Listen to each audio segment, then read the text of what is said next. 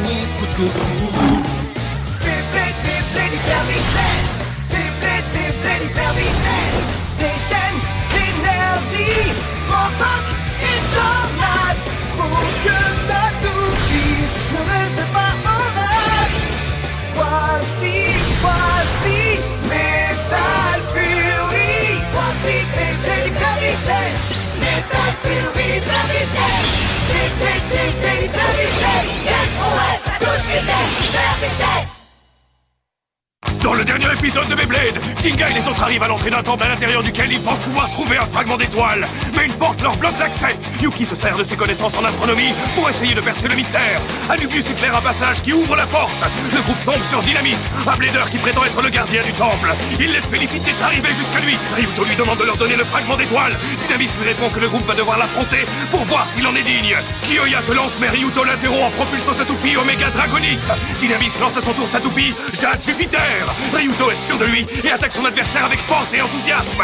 Mais Dynamis ne faiblit pas. Il implore le système solaire de lui prêter sa force et de l'aider dans ce combat. Un tourbillon remplit le stadium et Jade Jupiter s'élève au-dessus du temple, haut dans le ciel nocturne.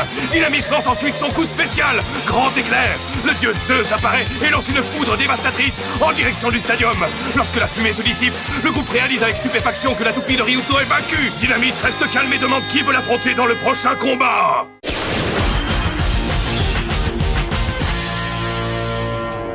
Décidez-vous, qui veut être mon prochain adversaire?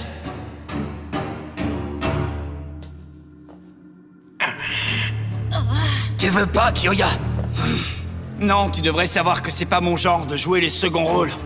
Choisissez entre vous. Kiyoya, mon pote! Oh. Très bien, je vais le faire. Non, Quoi? laisse-moi faire. Jinga? En avant, Pegasus! Très bien. Tu es le prochain perdant. Oh. Désolé, Yuki. Laisse-moi livrer ce combat, d'accord? Oui, je comprends. Tu peux le vaincre, Jinga? Renvoie ce type dans l'espace, Jenga! Pegasus et moi, on doit pouvoir battre son Jupiter. C'est parti! 3, 2, 1, hyper vitesse! Vas-y, Pegasus! Attaque plus fort, Pegasus! Mode barrage!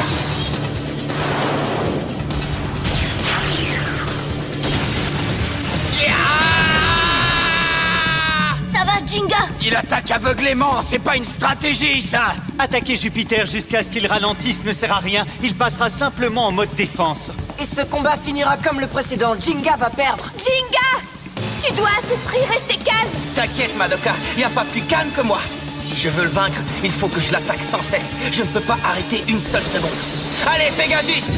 Mode suprême, c'est parti!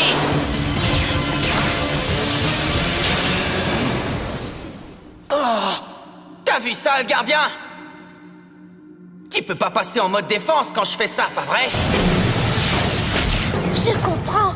C'est donc ça son plan. Hein? Tu veux pas être un peu plus précise, Madoka?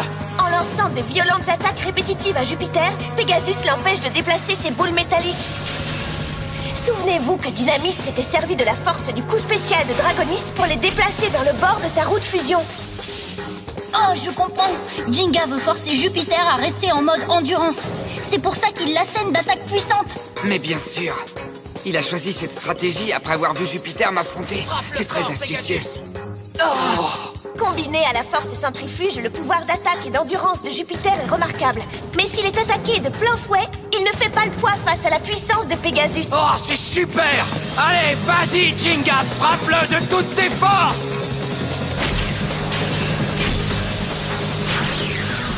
Bah alors? Je peux savoir pourquoi tu n'essaies pas de m'attaquer? Je savais que tu choisirais cette tactique. Sache que... je n'ai nullement l'intention d'entrer dans ton petit jeu, Jinga. Oh non! Il va passer en mode défense! Non, je le laisserai pas faire! Pegasus! Oh! C'est quoi ça? C'est bien ce que je crois. Quelle perte de temps.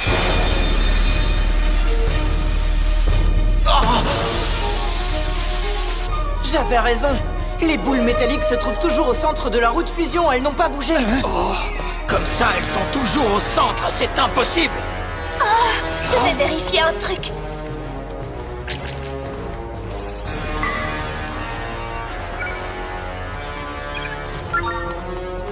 Oui, c'est bien ça.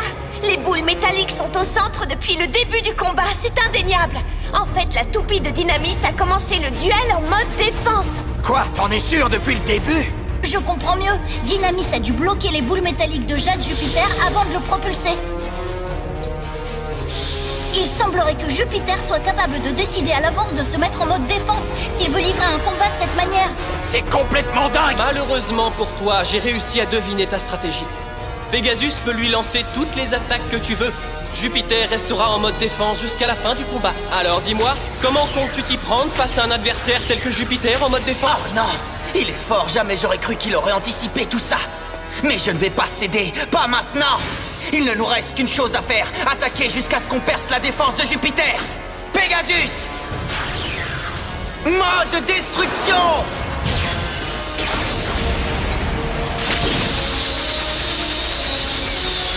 Continue! Tu peux y arriver, Pegasus!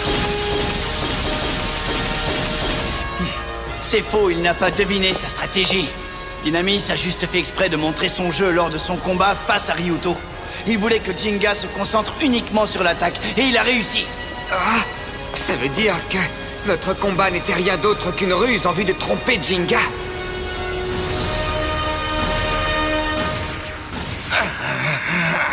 Il semblerait qu'il nous ait dupés. C'est certain. Dynamis est très malin. Il a d'abord réussi à vaincre Ryuto et maintenant il tient Jinga à sa merci. Qu'est-ce qui se passe, mon ami? Il faut que tu te rendes à l'évidence. Tu n'es rien d'autre qu'une minuscule étoile qui tourne autour de mon immense planète. Crois ce que tu veux, Braillard! Mais sache une chose, aucun adversaire ne me fera fléchir, je n'abandonnerai jamais un combat!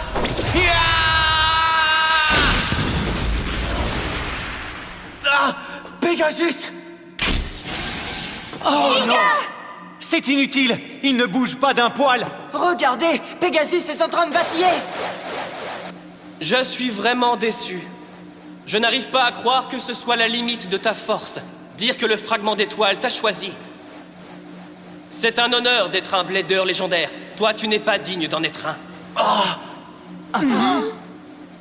Je comprends. Tu as raison. J'avoue que le fait de devenir blader légendaire m'était un peu monté à la tête. Et quand je suis parti à la recherche des 9 autres, c'est alors qu'il m'a forcé à ouvrir les yeux. Et à comprendre. On dirait que tu ne sais toujours pas ce qu'il te faut pour être un vrai blader. Tu ne devrais pas tout miser sur la force. Depuis, je me suis beaucoup entraîné pour devenir un vrai blader légendaire. Un blader digne d'être le maître de Cosmic Pegasus. C'est pour ça que je ne perdrai pas ce combat, pas celui-ci. J'ai décidé et je vais y arriver. Tant que Pegasus et moi on pourra lancer le coup spécial créé grâce au soutien de nos amis, on ne perdra pas. On va se battre jusqu'au bout. On n'abandonnera pas. Bien dit. Il a raison. Jinga et Cosmic Pegasus n'ont pas dit leur dernier mot. Jinga, utilise ta force pour massacrer ce soi-disant voyant frimeur tout droit sorti d'un cirque. C'est vrai. Détruis-le. Vas-y, Jinga! En avant, Pegasus! Donne-toi à fond! Coup spécial! Pegasus Tornade Cosmique! Quoi?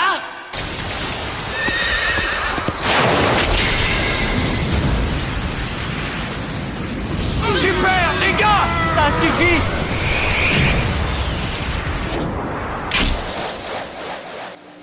T'y étais presque! Il a perdu l'équilibre, vas-y, achève-le! Il est temps de lui régler son compte.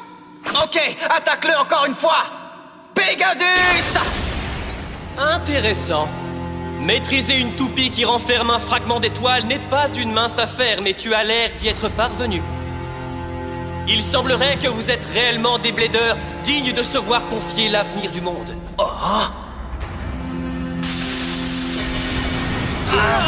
C'est parti! C'est son coup spécial! Suivez-moi, les amis. Je vais tout vous dire.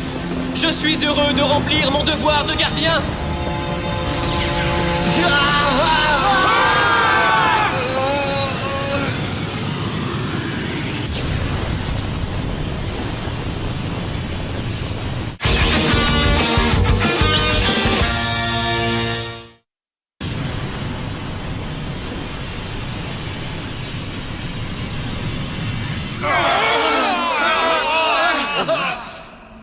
sommes-nous? Il y a bien longtemps, une étoile tomba du ciel. Ces fragments évoluèrent pour devenir les Beyblades modernes. La force inconnue de cette étoile se retrouve donc dans chacune de ces toupies. C'est la légende qui se raconte à Coma, mon village natal. La légende de l'origine des toupies, c'est bien ça? L'histoire que je vais vous raconter est plus ancienne. Elle se déroula plusieurs milliers d'années avant cela. Lorsqu'une autre étoile tomba sur notre planète, c'est là que tout a commencé. Plusieurs milliers d'années plus tôt? C'est bien ça. Au cours de sa chute, cette étoile se heurta au soleil noir qui tourne autour de notre soleil. Il lui faut 26 millions d'années pour en faire le tour. Au cours du long trajet de l'étoile pour rejoindre la Terre, elle a absorbé une quantité considérable d'énergie négative provenant du soleil noir. C'est pas bien ça. Heureusement, le pouvoir de l'énergie négative du soleil noir ne tomba pas directement entre les mains des humains. C'est ainsi qu'une grande civilisation de Bladers, pas si différente de la nôtre, vit le jour il y a plusieurs milliers d'années. Ils jouèrent au Beyblade avec les toupies qui naquirent des fragments de l'étoile. Il y avait une culture du Beyblade développée dans l'Antiquité? Malheureusement, ces jours paisibles ne durèrent pas éternellement. Un fragment de l'étoile contenant le pouvoir du soleil noir fut apporté au souverain de l'époque. Son nom était Hadès. Son pouvoir négatif fait ressortir la cruauté d'une personne. Hadès se servit de la force du soleil noir contenue dans le fragment d'étoile pour créer la toupie la plus forte du monde, Némésis. Il profita de ce pouvoir absolu pour punir ceux qui étaient opposés à son autorité tyrannique. Les punir? Comment ça? Qu'est-ce qu'il leur a fait? Il élimina quiconque osa se dresser contre lui. Il tenta de créer un monde qu'il aurait pu dominer en toute malhonnêteté. Quel monstre! C'est affreux! Cependant, le pouvoir du soleil noir était bien plus immense qu'il ne l'avait imaginé.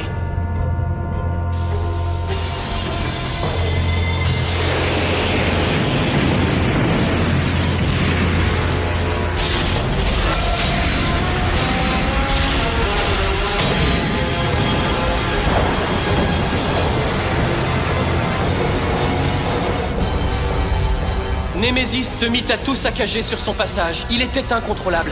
Il devint le dieu de la destruction, décidé à ravager le monde entier. Il doit avoir une puissance incroyable. Le dieu de la destruction! C'est alors que le roi du pays voisin, Zeus, se souleva contre le diabolique roi Hadès. Il rassembla 5 Bladers guerriers courageux, prêts à affronter le dieu de la destruction.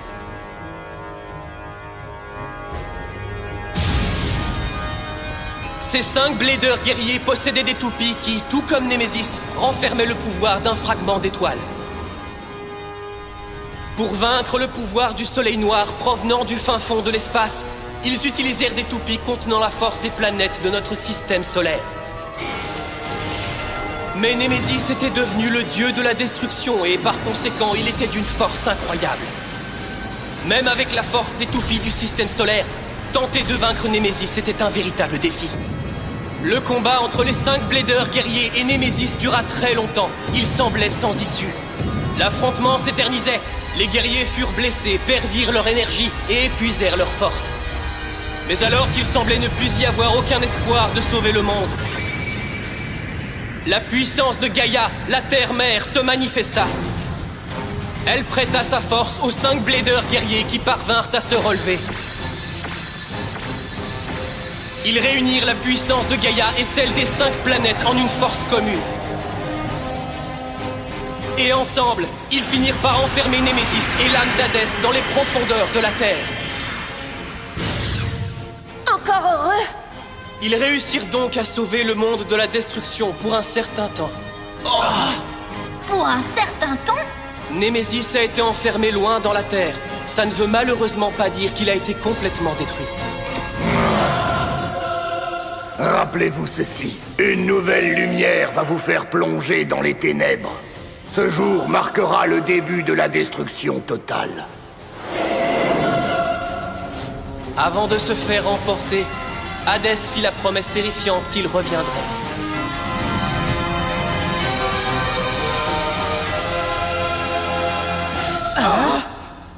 Qu'est-ce qui s'est passé? Je ne comprends pas, c'était un rêve ou c'était bien réel? Le roi Zeus céda ce temple à un des 5 Bladers guerriers. Écoutez-moi attentivement. Ce Blader reçut l'ordre de transmettre la promesse diabolique de Hadès à ses descendants. Tu es donc un de ses descendants? Tu es parent d'un Blader guerrier qui a combattu Némésis sur notre planète il y a des milliers d'années? Depuis, des étoiles sont tombées. Elles sont arrivées sur la Terre. Il y en a plusieurs. Une est plus connue sous le nom d'Orical que d'Atlantide. Une autre fut nommée le trésor des Mayas. Toutes ces étoiles ont eu un immense impact sur l'histoire de notre humanité. C'est pour ça qu'on retrouve des traces de fragments d'étoiles sur de nombreuses ruines un peu partout dans le monde. Voilà un mystère résolu. C'est triste. À chaque fois, les hommes ont fait la même erreur et ont mené le même combat destructeur. Le pouvoir d'un fragment d'étoile peut être utilisé pour faire le bien ou le mal. Tout dépend de la personne qui le détient. Ça veut donc dire que ceux qui ont voulu s'en servir à des fins diaboliques, comme Doji ou le docteur Ziggurat, existent depuis des milliers d'années. En effet. Et à chaque fois, le combat entre le bien et le mal est mené à nouveau. Au cours de ces affrontements, Némésis a secrètement absorbé la force de ces hommes maléfiques en vue de se préparer à son retour. Lorsqu'une lumière éblouissante nous éclairera du ciel, une nouvelle étoile tombera sur la Terre et réveillera une puissance incroyable. C'est la même légende que mon grand-père me racontait souvent au village de Coma. Pour que Némésis puisse renaître et réapparaître, il a besoin de capturer le pouvoir absolu de l'étoile. Ce jour-là, il reviendra terroriser la Terre. En analysant les ruines anciennes encerclant ce temple, j'ai pu estimer le jour du retour prévu de Némésis, et j'ai attendu que le moment arrive. Et ce jour-là, pour empêcher que les êtres maléfiques ne s'emparent de ce pouvoir, je me suis servi de la force de la civilisation antique conservée dans ce temple pour diviser la puissance de l'étoile en de nombreux fragments.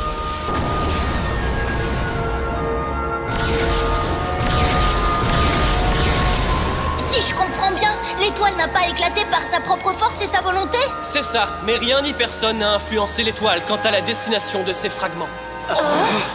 Malheureusement, je crois que le mal absolu possède déjà un de ces fragments. Le mal absolu? Ça veut dire que les préparatifs pour le retour de Némésis ont déjà commencé? Si Némésis venait à renaître et à réapparaître sur Terre, les 5 toupies du système solaire devraient s'unir à nouveau pour l'affronter. Ces 5 toupies d'exception ont déjà absorbé la puissance des fragments d'étoiles qui les ont choisis. Une de ces toupies m'appartient. Je suis le descendant du bras droit et stratège du roi Zeus. La force du Blader guerrier de Jupiter pénétra ma toupie, Jade Jupiter. La puissance d'un deuxième fragment d'étoile est désormais entre les mains du descendant du courageux et audacieux commandant de l'armée, le Blader guerrier de Saturne et de sa toupie Chronos. La puissance du troisième fragment d'étoile appartient au descendant de l'attaquant féroce prêt à mener n'importe quelle bataille, le Blader guerrier de Mars et sa toupie Variares. Une autre puissance fut transmise au descendant du Blader guerrier de Vénus, qui se joua de Némésis en changeant constamment de technique, sa toupie de Vénus et Quetzalcoatl.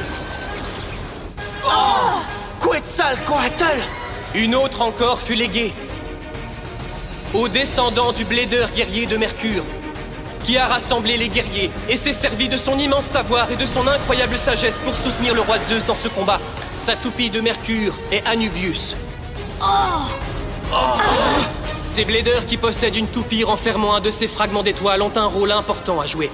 Tu as bien fait d'emmener les autres jusqu'ici. Alors, ça veut dire que je suis un... Waouh, super Yuki! T'es le descendant d'un des Blader guerriers qui ont combattu Némésis il y a longtemps? C'est incroyable, Yuki. Je suis le descendant d'un Blader guerrier exceptionnel. Et moi qui croyais que le fragment d'étoile m'avait choisi au hasard, ce n'est donc pas le cas. Les Bladers légendaires sont donc les descendants des 5 Bladers guerriers qui possédèrent autrefois les toupies du système solaire, c'est dément. Si on suit cette logique, ça veut dire que depuis le début, Agruma et King étaient destinés à posséder un fragment d'étoile.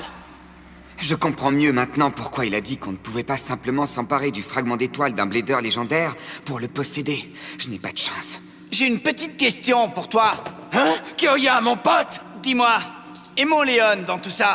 Explique-moi pourquoi la puissance d'un fragment d'étoile a aussi pénétré le Pegasus de Jinga, le Eldrago de Ryuga et mon Léon. Je suppose que Pegasus n'est pas une toupie du système solaire. L'étoile s'est divisée en 10 fragments qui ont pénétré 10 toupies. L'une d'elles est entre les mains de nos ennemis, 5 autres appartiennent aux descendants des Blader guerriers. Hé, mais ça fait pas 10 toupies, ça! Dynamis, qu'est-ce que ça veut dire? Ça veut dire que... Ok, le cours est fini, les enfants. Je dois vous avouer qu'on en a bavé pour ouvrir cette porte. Johannes, Aguma. Faut jamais faire confiance à une fouine. Ce sont nos ennemis. Ce sont les disciples d'Hadès. Vous savez quoi? Ça ne se fait pas de raconter des ragots sur les gens. Vous avez intérêt à la fermer et à vous joindre à nous sans rechigner.